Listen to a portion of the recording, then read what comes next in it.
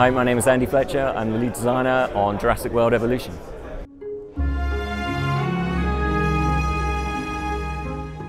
We're all huge Jurassic fans at Frontier. Like, there's loads of us who absolutely grew up on the films and the books and just dinosaurs in general.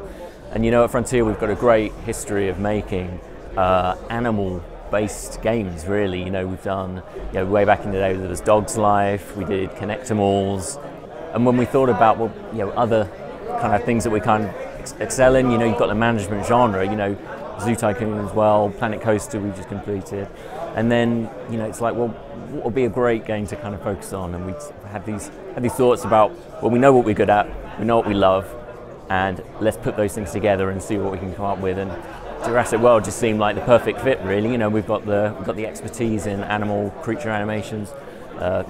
Incredible artists and animators work at Frontier, and we knew that they would give such life to these amazing creatures. And that the management side of thing really, excited us as well. These are the kind of games that we're interested in playing, and it's such a rich license to play with.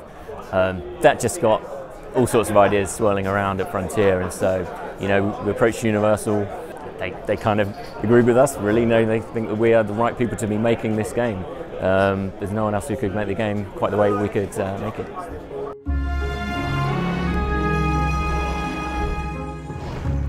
So one of the things we're really excited about in Jurassic World Evolution are the three different kind of ways that you can play the game. There's three different ideologies, if you like, that you can kind of align yourself to. So you've got science, security, and entertainment. And if you look at the movies, there are characters that embody those different kind of ideologies and ways in which people think that these dinosaurs, these bio-engineered creatures, should be kind of used in the modern world. So we thought it was an interesting kind of theme to play with. You've got those who kind of think that, well, let's create a theme park for people to enjoy these animals as entertainment. You've got the science side of things where people are more worried about the conservation and the research opportunities that these animals create. And then security. This division is interested in the practical applications and the kind of raw power of these animals. So really, as you play the game, you'll kind of align yourselves with these three different kind of ways to play. Just naturally through the way that you decide to build your island out, but also through the kind of missions that you're taking. So you'll actually be offered contracts from each of these divisions, and you can kind of form alliances with the different characters that represent them. So we think it's a really interesting way to kind of narrativize this kind of sandbox play. You're actually kind of building a philosophy of your Jurassic World, the Jurassic World that you want to build, and you can align yourself more heavily with one or the other branches.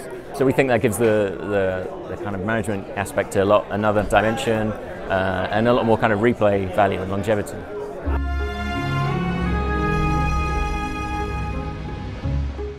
Yeah, so of course a big aspect of the movies is the disaster aspect, really. They're kind of disaster movies in their own right. Something always goes wrong. And so we really want to play on that with the game. We want that to be an active element of the game loop. So there will be spanners thrown in the works. There'll be stormy weather, as we show some examples of tonight. And that can hamper the infrastructure of your park, can cause damage, it can upset the dinosaur temperament, which is never a good thing in a Jurassic World.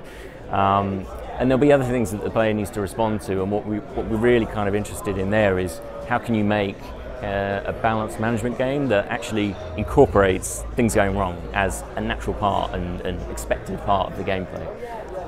And we really feel like it evokes the movies really strongly to have that. If everything went right, it wouldn't be a Jurassic game.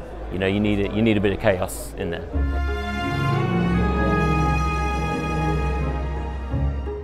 So I think there have been some management games in the past which have natural disasters in them, but I think this is the first time where a game has really tried to incorporate that into the game flow.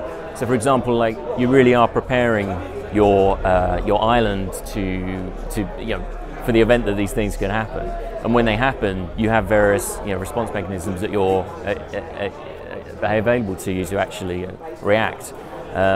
And it's not the end of your island. You can bounce back from this and you can keep going.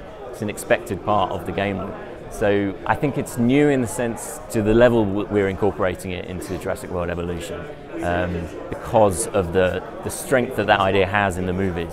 It's a really powerful part of the movies, and we really wanted to make it an important part of the game.